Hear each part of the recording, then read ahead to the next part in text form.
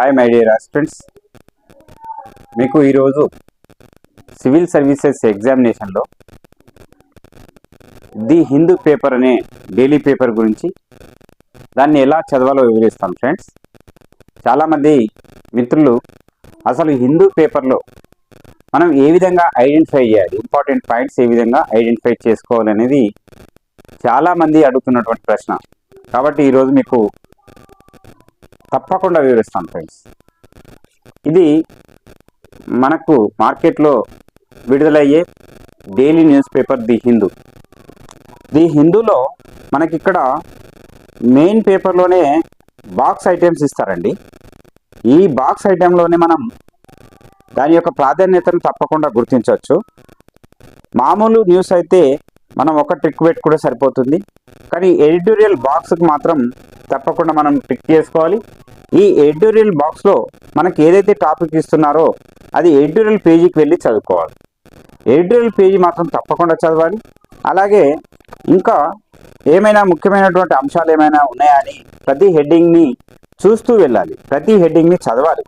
ఇక్కడ మనకి secular socialist to stay in constitutions preamble supreme court పేర్కొంది. ఈరోజు మనం కాన్స్టిట్యూషన్ డే జరుపుకుంటున్నాం. ఈ కాన్స్టిట్యూషన్ డే సందర్భంగా కాన్స్టిట్యూషన్పై సుప్రీంకోర్టు ఏ విధమైనటువంటి కామెంట్స్ చేసింది, వాటి యొక్క ప్రాధాన్యత ఏంది మనం చదవచ్చు. అలాగే after climate talks nations to iron out A treaty to curb plastics, ఇది కూడా మనం ముఖ్యమైనటువంటి అంశంగా పరిగణిస్తున్నాం. దీన్ని కూడా మీరు పూర్తిగా ఏ పేజీలో ఇచ్చారో ఆ పేజీలో ఆ మ్యాటర్ చదువుకుంటే సరిపోతుంది. అలాగే ఈ రెండవ పేజీలో నాకు రీజియన్ ఇష్యూస్ ఉన్నాయి. రీజియన్ ఇష్యూస్ పెద్దగా అవసరం లేదు. అలాగే తెలంగాణ ఇష్యూస్ కూడా ఇందులో ఇంపార్టెంట్ నాకు ఏం కనబడలేదు. అలాగే సౌత్ ఇష్యూస్లో కూడా ఏం కనబడలేదు. నేరుగా చక్కగా ఎడిటోరియల్ పేజీకి వస్తున్నాను మీకు. ఈ ఎడిటోరియల్ పేజీలో the constitution still thrives, let it show India the way అని ఇచ్చాడు. అలాగే రిటర్న్ టు యాక్షన్, ఇక్కడ నేను ఈ ఎడిటోరియల్ పేజీకి చాలా ప్రాధాన్యత ఇస్తున్నాను. ఎడిటోరియల్ పేజీని చాలా శ్రద్ధగా చదవండి. మనకు కావాల్సినటువంటి ముఖ్యమైనటువంటి సమాచారం అంతా ఎడిటోరియల్ పేజీలో లభిస్తుంది ఫ్రెండ్స్. అలాగే ఇక్కడ ఇక రాజకీయపరమైనటువంటి అంశాలు ఇచ్చాడు. మొన్న మహారాష్ట్రలో జరిగినటువంటి ఎన్నికలు, జార్ఖండ్లో జరిగినటువంటి ఎన్నికల గురించి ఇచ్చాడు. అది బ్రీఫ్గా 1-2 లైన్లు రాసుకుంటే సరిపోతుంది. అలాగే ఇక్కడ వెల్ఫేర్ పాలిటిక్స్ అంటే జార్ఖండ్లో మహారాష్ట్రలో వెల్ఫేర్ పాలిటిక్స్ ఏ విధంగా ప్రభావం చూపించాయనేది చర్చ జరిగింది ఇక్కడ. అట్లాగే ఇక్కడ president to address parliament to mark 75 years of constitution. ఇక్కడ కాన్స్టిట్యూషన్ డే 75వ సంవత్సరం కాబట్టి దాన్ని మనం జరుపుకుంటున్నాం కాబట్టి దాని యొక్క ప్రాధాన్యతను లేదా దాన్ని ఉద్దేశించి మన యొక్క రాష్ట్రపతి గారు పార్లమెంట్లో ప్రసంగించే అవకాశం ఉందంటే ఒక వార్త రావడం జరిగింది. అది చదువుకొని వదిలిపెడితే సరిపోతుంది. అలాగే ఇంకా ఇక్కడ ఇంటర్నేషనల్ న్యూస్కి వచ్చేసరికి Bhutan pitches Gelephu as biggest cooperative project అని ఇచ్చాడు. అంటే ఇక్కడ భూటాన్ తోటి మన ఇండియాకు జరుగుతున్నటువంటి బైలాటరల్ రిలేషన్షిప్ ఏంటి, ఏమేమి జరుగుతున్నాయి అనేది మనం క్షుణ్ణంగా చదువుకుంటే సరిపోతుంది. ఇంకొకటి, భూటాన్ అనేది మనకు ఇండియాకు అతి సమీపమైనటువంటి దేశం కాబట్టి ఇండియాకు అతి సమీపమైనటువంటి కంట్రీస్ల గురించి మనం తప్పకుండా చదవాల్సిందే, దాని మీద ఫోకస్ చేయాల్సిందే.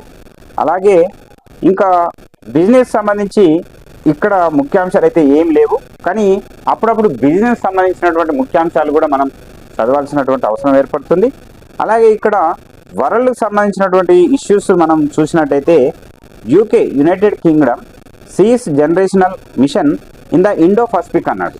ఇక్కడ ఇండో పసిఫిక్ ప్రాంతానికి గురించినటువంటి అంశం మీద యునైటెడ్ కింగ్డమ్ అనేది కాన్సన్ట్రేట్ చేస్తుంది. దాని యొక్క ప్రాధాన్యత ఏంటో మనం తెలుసుకోవాల్సినటువంటి అవసరం ఉంటుంది కాబట్టి ఈ న్యూస్ని తప్పకుండా మనం చదువుకోవాల్సిందే. ఇకపోతే స్పోర్ట్స్ పేజీలో మనకు ఈ రోజైతే ఏం కనబడట్లేదు, కాకపోతే ఆస్ట్రేలియా మీద ఇండియా నెగ్గడం అనేది ఈరోజు ప్రధానమైనటువంటి అంశం.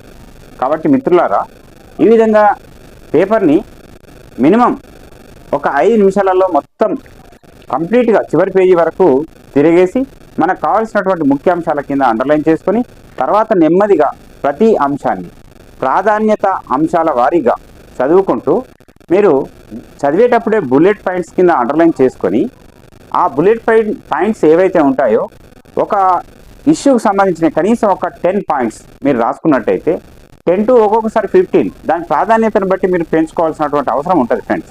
కాబట్టి 10 to 15 కావచ్చు, 20 కూడా ఒక్కొక్కప్పుడు దొరుకుతూ ఉంటాయి. కొన్ని ముఖ్యమైనటువంటి పాయింట్స్ దొరుకుతూ ఉంటాయి. ఆ పాయింట్స్ కనుక మనం రాసి పెట్టుకున్నట్టయితే ఈ రాసిన నోట్సే మనకి కరెంట్ అఫైర్స్, జనరల్ స్టడీస్ విభాగాల కిందకి మనకు రేపు ఉపయోగపడతాయి ఫ్రెండ్స్.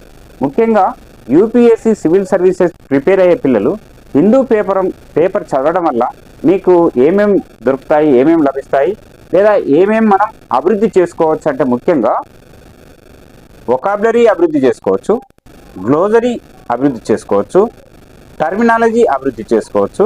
అలాగే మనకు ఏదైతే ఒక న్యూ వర్డ్ కనబడ్డదో వెంటనే దాని యొక్క మీనింగ్ చూసుకోవడానికి మీరు డిక్షనరీ ఫాలో అవ్వండి.